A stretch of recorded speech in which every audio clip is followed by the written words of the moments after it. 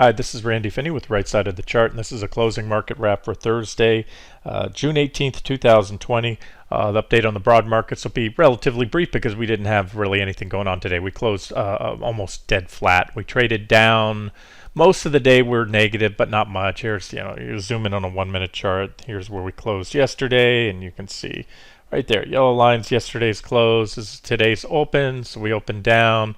Went a little positive early on after, gapping down, back and forth to negative, and closed right about flat. So again, not going to spend a lot of time on the indexes, other than to say that the sell signals are still intact.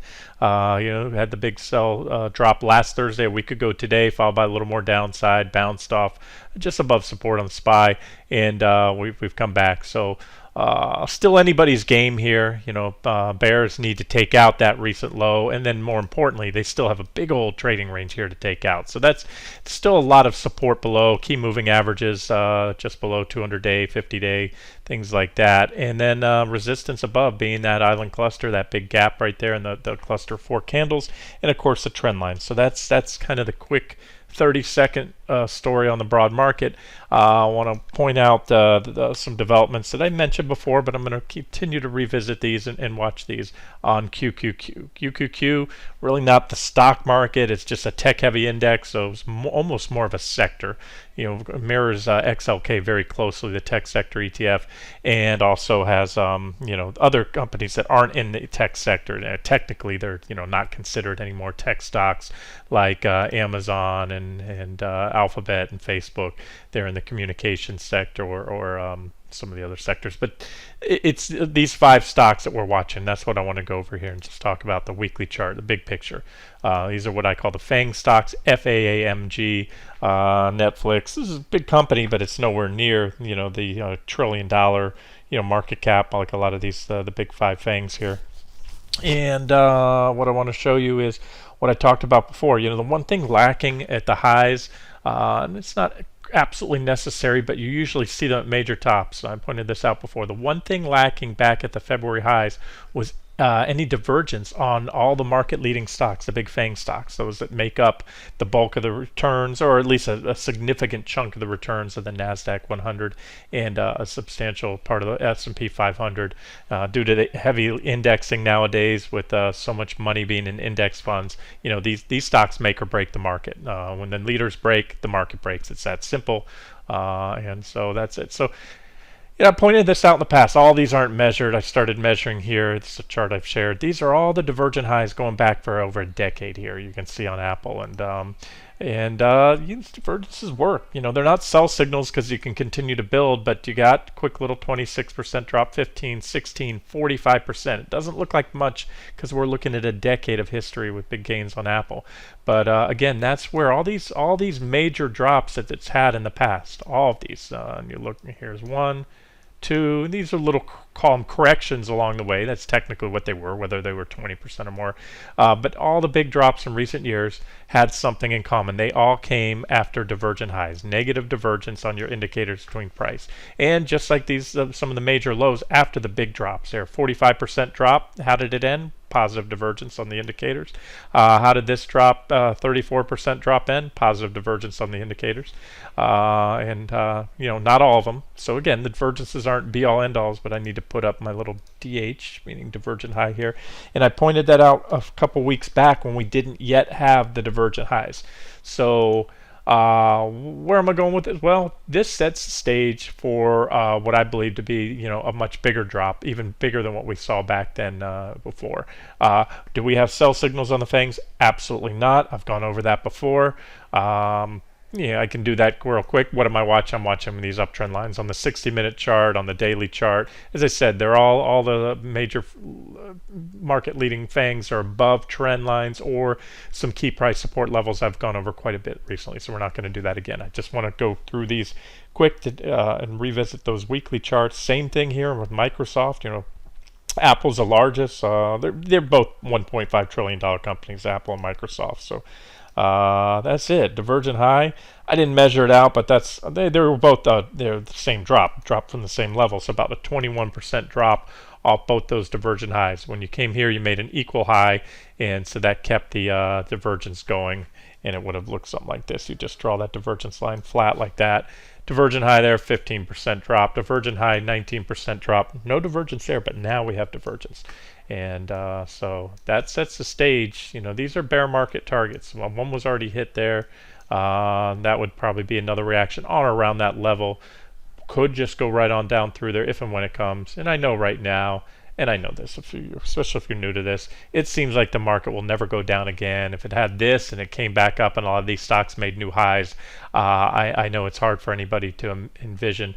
The only thing I can tell you, there's few guarantees I'll give you in trading investing. There's very few. But the one thing I can tell you is that sentiment and the news flow will change on a dime, and it often coincides with the technicals. In other words, when you break down, when you get sell signals, however they come, whether they're candle island or I should say bearish candlestick reversals, topping patterns, trend line breaks, horizontal support level breaks, things that we look for sell signals, when they come and things start picking up quick, sentiment can rapidly change, and all of a sudden the headlines are going to read a lot different than they do today.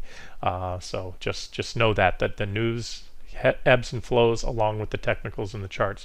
Right now, again, I cannot say it enough, we do not have any sell signals, and divergence is not a sell signal. Overbought is not a sell signal. Overbought is a heads up. We were overbought, you can see here. And this is a weekly chart, so you don't get the overbought signals as much as the daily chart. And you know, even then you get a little correction. It was a pretty sharp correction. I'd have to measure. It was probably 7-8% or more. But again, overbought's just kind of a heads up. But overbought and divergences are not sell signals. They are an indication that a trend reversal is likely. So I just want to point out that check across the board now. Something we were lacking before. We have the divergences on these big FAANG stocks. And what I was getting at is because these are momentum indicators that give you the divergence. When price is going one way and your momentum indicators are making lower highs against prices making higher highs, that's divergence. But I like to say the divergence is confirmed once you have a lower peak in place. Right now, the PPO and the RSI are lagging, but the PPO, when it crosses down, if and when it crosses and makes a lower low, puts in a lower peak below that peak, that is what I call then confirmed divergence. So why did I say that? Well, they're momentum indicators, and where are they pointing? They're pointing almost straight up right now, saying the momentum in these stocks are up, and that's why, again, it's not a sell signal, so you just have to watch it. We need to throw in a sell signal there, and again, it can come in many forms, so we'll watch that. Amazon, big divergence there, building for a long time here. We did have a divergent high right here, and we had a little, initial leg down, and these are my notes from back then.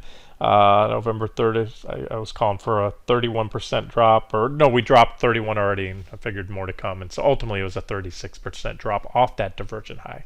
So the last time we had divergence was there. Before that was 14% drop, 32% drop, 32 off that divergent high, and so on and so forth. You can see that was even bigger. I didn't measure it before, but you can see that was about a 60 something percent drop. Oh yeah, that was our bear market back there. That was the 2007 and it doesn't look like much again because of what the stock's done since, but that was 60 something percent drop. And I'll tell you, that's a pretty big divergent high right there. It's been building for over a year now in Amazon. So that's it. So we just need to throw in a sell signal, a solid sell signal, especially on this long-term weekly chart.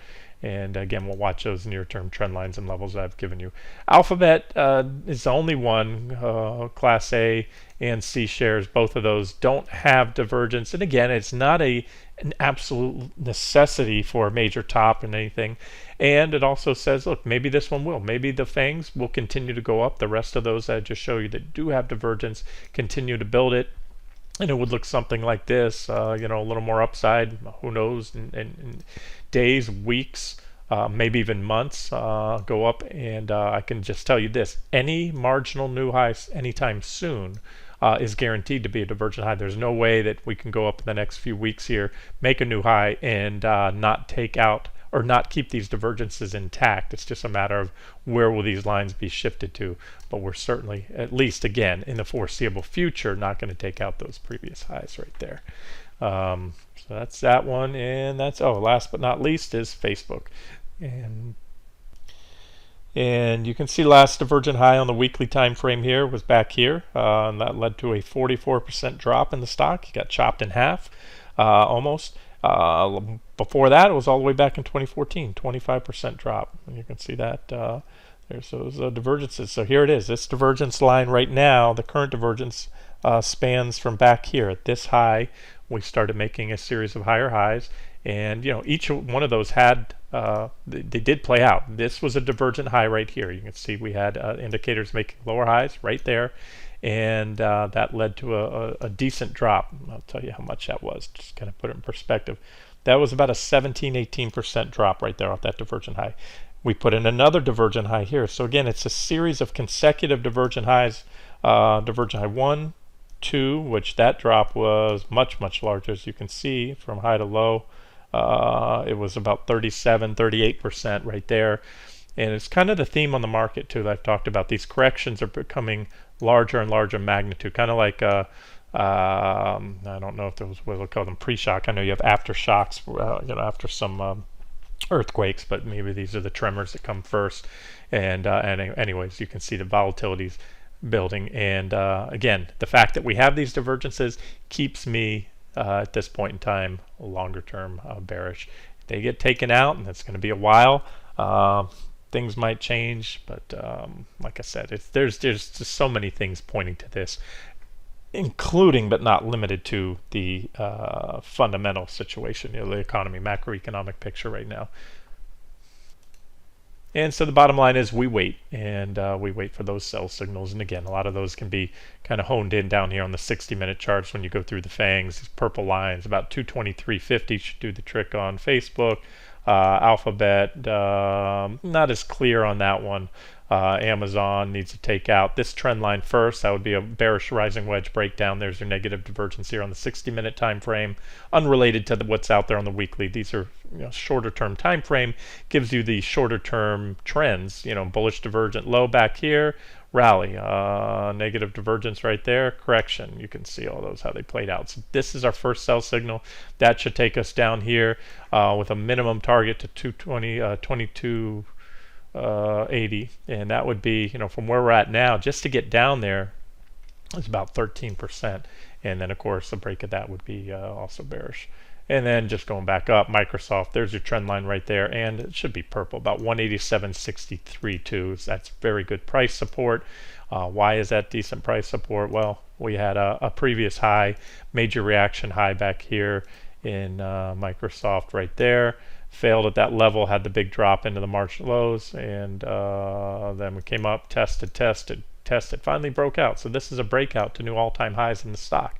Bullish on face value, bullish as long as it lasts. So it is bullish now. However, if it fails, and it fails soon, that will be what we call a bull trap, or aka failed breakout, and that's pretty bearish. And you could see that would be, go down somewhere along these lines. That'd be my initial minimum target. Even if this market's going to new highs after that, and we're not going to crater and go to lows, I just want to give you a swing target down here about 162 and change. Again, pending that sell signal, that's about 17% below. So kind of meshes with what I just showed you, I think, on Amazon there. And then Apple, call the Big Apple, world's largest, or at least the U.S. largest publicly traded company in the U.S. I think Saudi Aramco takes the title for the largest market cap. But that's it. That's a big level, and I don't know why I didn't have that purple line there. We'll add it right now because that's that previous high before the big top back in January or February, and the big drop in Apple. We finally broke out. So same story. And again, it's not mere coincidence. These stocks trade the same because they're indexed. It's almost as if they're trading not on each their own fundamentals, but more so on just money flows into the the index funds, into the market. So that's what we need to see happen. Boom, boom, lights out after this one. That's your first kind of shot across the bow that should take us for a back test there. So if you just want to play, buy the dip thing and go into new highs, and you want to know where to, either short or cover short on Apple and all those stocks, it would be naturally a test of those previous highs. So it'd be about a 7% drop in Apple if we got that there. And again, these divergences tell me it's probably coming, despite the fact we broke out to new all-time high. Okay, and to recap the on the dollar, euro, gold, and silver, the post I sent out. If you recall, go back a few weeks and look at my analysis on gold, silver, and the U.S. dollar. In fact, I'll show you how to do that. Any post that you see on the front page, any home page, there's a couple ways to call up all previous analysis, posts, trade ideas, things. You can either go down on the home page below a post, anything that's included in there, and related ETFs, futures, things like that. For example, I put charts of the futures here, but then I'll also tag it with these tags. DX are the US dollar futures, E7 are euro futures, GC are gold futures, but then there's also GLD, the ETF. Of course, that's related, even though I didn't post a chart of it there.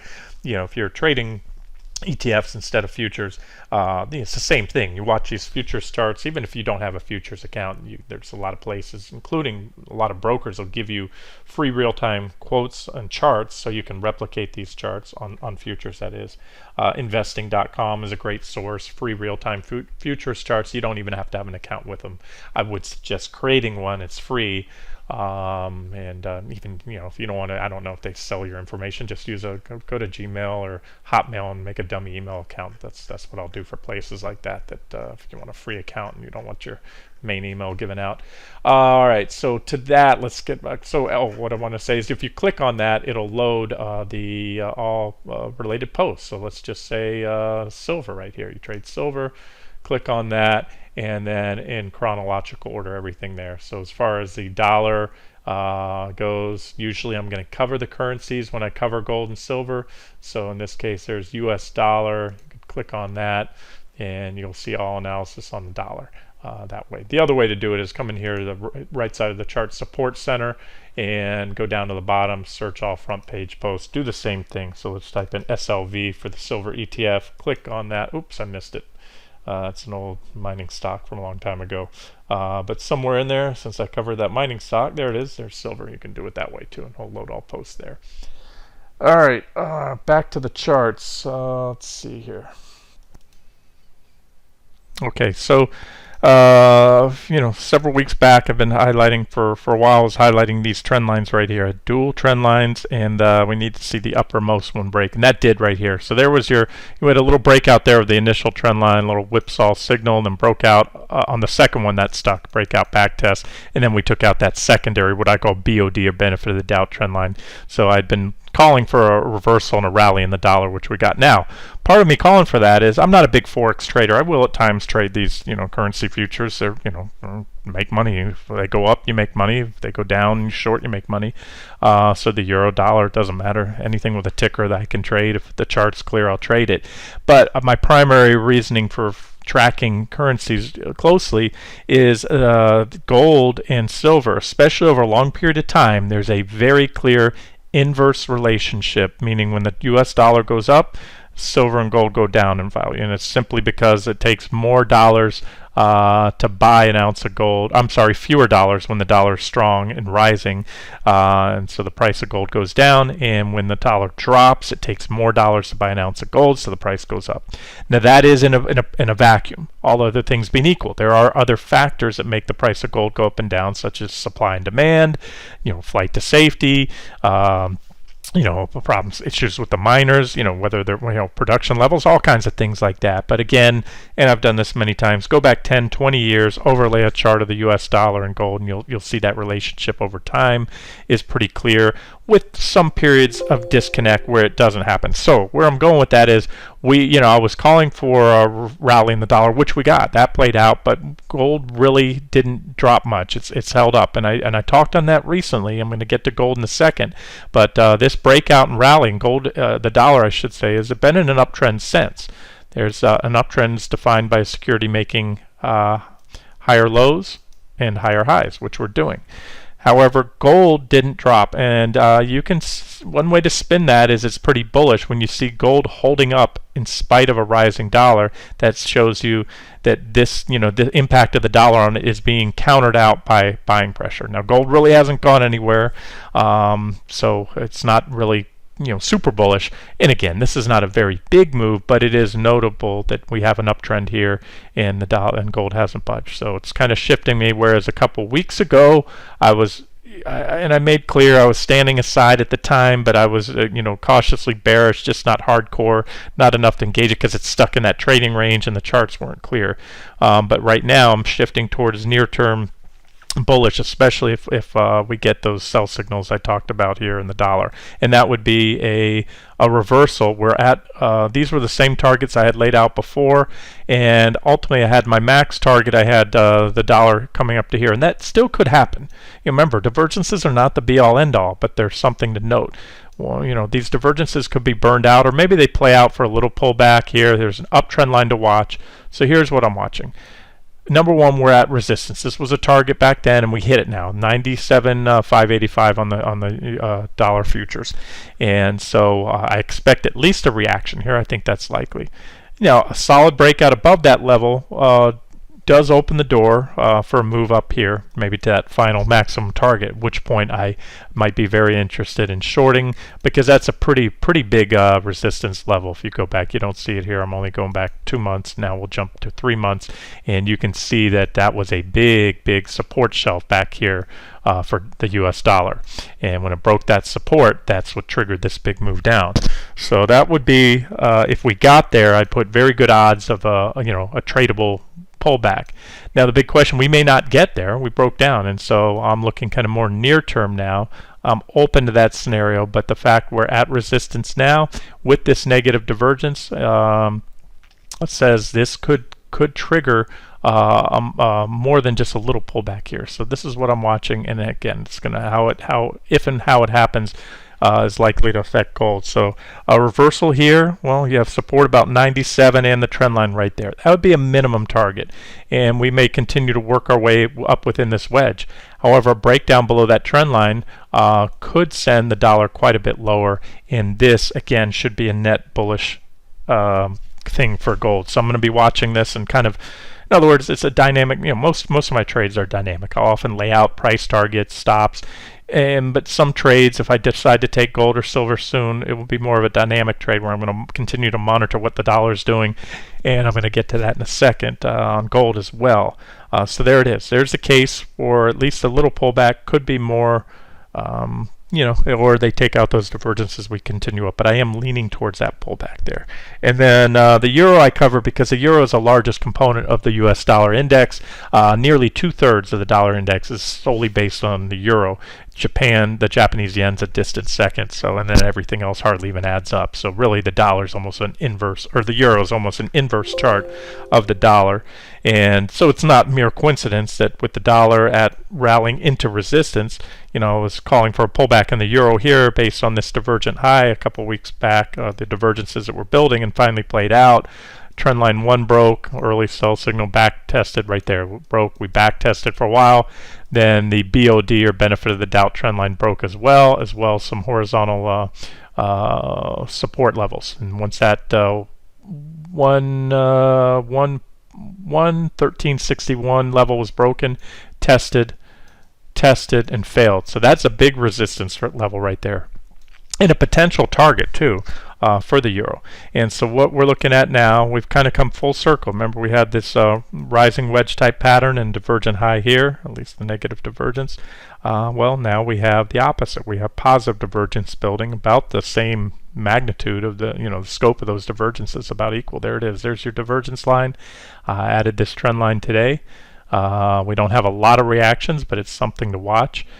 Should we reverse here, I think that would come in right here with that 113 level that I've had. I think it's a very technically significant level. I think if euro rallies up there, it'll have a reaction at that point, and then we watch it because we have maybe the makings of a bullish falling wedge pattern.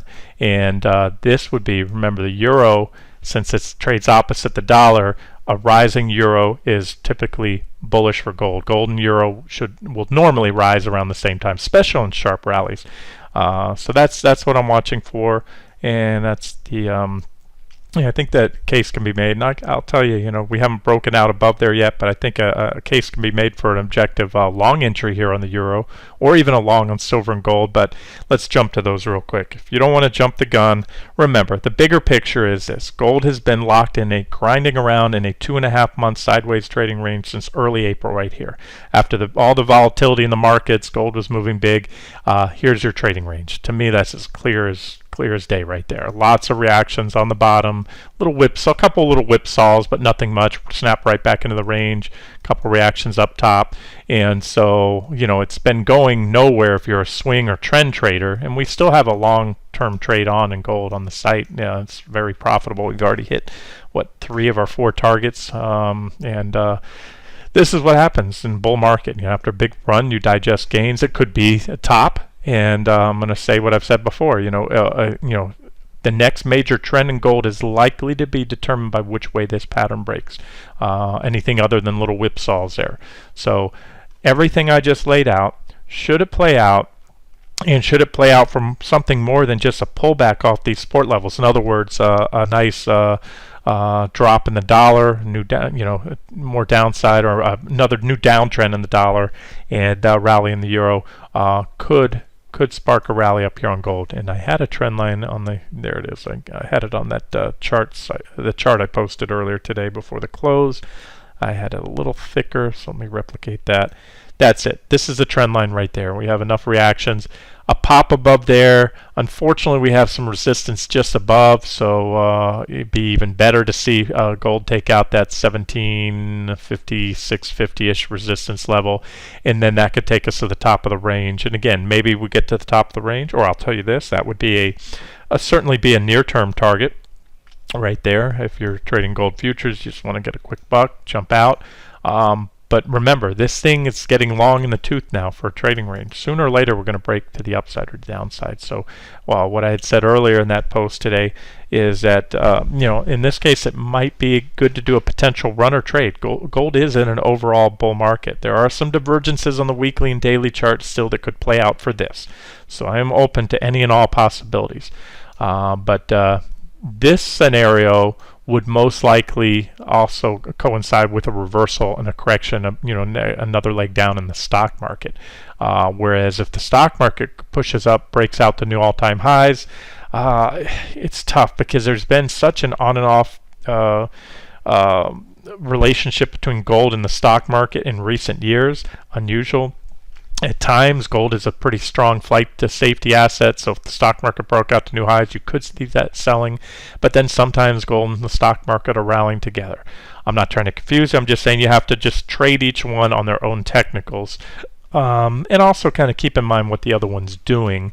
But as of now, I have a lot of arrows here. But remember, this is the bigger picture. We're in this range, so this is little micro stuff. And really not something I'd add on as an official swing trade on the site, because that's not a lot of meat on the bone. I try to catch larger trends or bigger percentage gains on the official trades, but we have to recognize the market for what it is. It's not been very conducive to swing trading over the last few weeks. Gold most certainly hasn't. The stock market hasn't. We had some big down day and followed by a big rally that lasted a few days to recover a lot, but not all of that down. But we've really gone nowhere. If you go back on the stock market, we're trading today where we were back here. And if you look at this whole range, turn off all the lines. This is why the stock market, this is why there's been, fewer than usual active trade ideas. This is it. Remember, this was our multi-week sideways range. We broke out above it. The correction we had with those sell signals the other day brought us down to about the top of that range. So it took us back down to where we were back in, late May. And so there it is. There was a little upside and an equal drop, and a lot faster, and we're right back in the middle of that range. So this is not a conducive to swing trading here, nor was this right here. I didn't catch that one. I expected a downside break, but we caught most of that. We caught most of the initial move off the bottom, not all the way up to the top. And so these are, and even here we caught that leg down, went long there, went short there. Those are the swing trading opportunities. And again, I'm not going to catch them all, but I can tell you right now, this is kind of sloppy. We're pinched between support and resistance, a lot of key moving averages above. Again, I think that if and when we can solidly take out this trading range right here and all these moving averages, that opens the door to probably the next big leg down there. Other than that, the trend right now, trend's kind of unquestionable at this point. It was bullish up until recently with sell signals and kind of chopping around. So let's get back to silver and we'll wrap it up here.